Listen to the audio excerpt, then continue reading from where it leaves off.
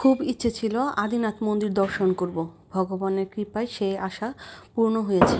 এবার যখন কক্সবাজার গিয়েছিলাম তখন আমরা আমাদের অনেক কলিগের পরিবার সবাই মিলে গিয়েছিলাম মহেশখালী আদিনাথ মন্দির সহ অন্যান্য দর্শনীয় স্থান দেখার জন্য। আমি অবশ্য শুধুমাত্র আদিনাথ মন্দির দেখার জন্যই খুব এক্সাইটেড ছিলাম। এই যে 6 নম্বর ঘাট থেকে আমরা স্পিড বোটে রওনা হয়েছিলাম। অবশ্য ট্রলারও যায়, স্পিড বোটে গেলে একটু তাড়াতাড়ি যাওয়া যায়, এই 15-20 মিনিটের মতো সময় লাগে।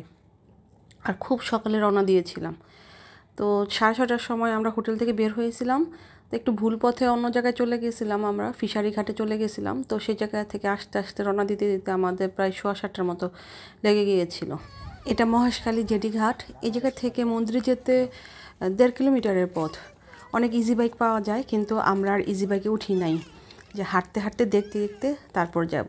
আসলে হেঁটে হেঁটে গেলে অনেক কিছু দেখা যায়, সেজন্যই আমাদের হেঁটে যাওয়া। এই ব্রিজটার দুপাশটা খুবই সুন্দর, অনেকটা ম্যানগ্রোভ বনের মতো। সমুদ্রের পাশে তো বলা চলে ম্যানগ্রোভ বনই অনেকটা। দুপাশে ম্যানগ্রোভের অনেক গাছগাছালি দেখলাম, অনেক পাখিও দেখেছি। যে প্রথমে বলছিলাম না যে সকাল সকাল রওনা দিবেন, সকাল সকাল রওনা দিলে এই একটা লাভ, মানে বনের ভিতর অনেক পাখি দেখা যায়। পশু আছে কিনা জানি না। ওই যে দূরে পাহাড় দেখা যাচ্ছে।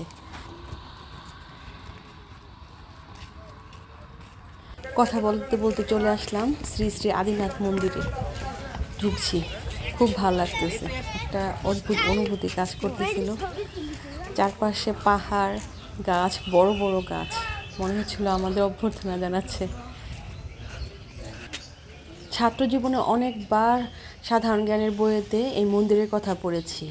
বাংলাদেশের একমাত্র পাহাড়ি দ্বীপ মহেশখালী, আর মহেশখালীতে রয়েছে অনেক প্রাচীন একটি শিব মন্দির যার নাম আদিনাথ মন্দির।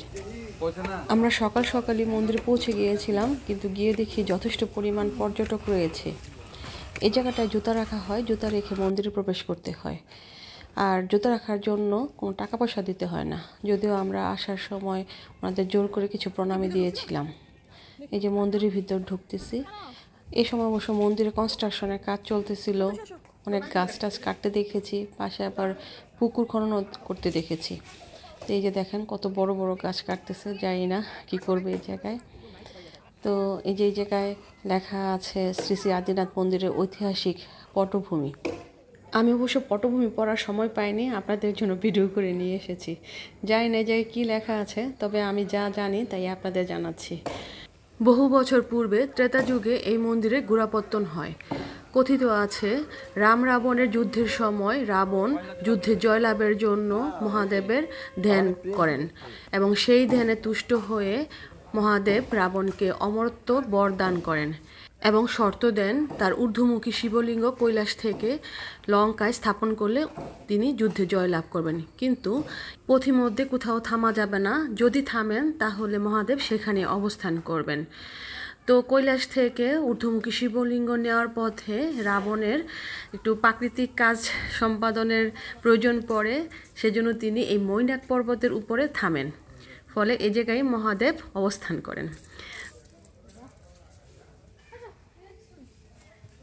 বর্তমানে আদিনাথ মন্দিরে আদিনাথের পাশাপাশি গোবিন্দ মন্দির রয়েছে, শনি মন্দির রয়েছে, তারপর ভৈরব মন্দির রয়েছে, আরও অনেকগুলো মন্দির দেখেছি। সবচেয়ে বেশি ভালো লেগেছে অষ্টভুজা দুর্গা মন্দিরটি দেখে।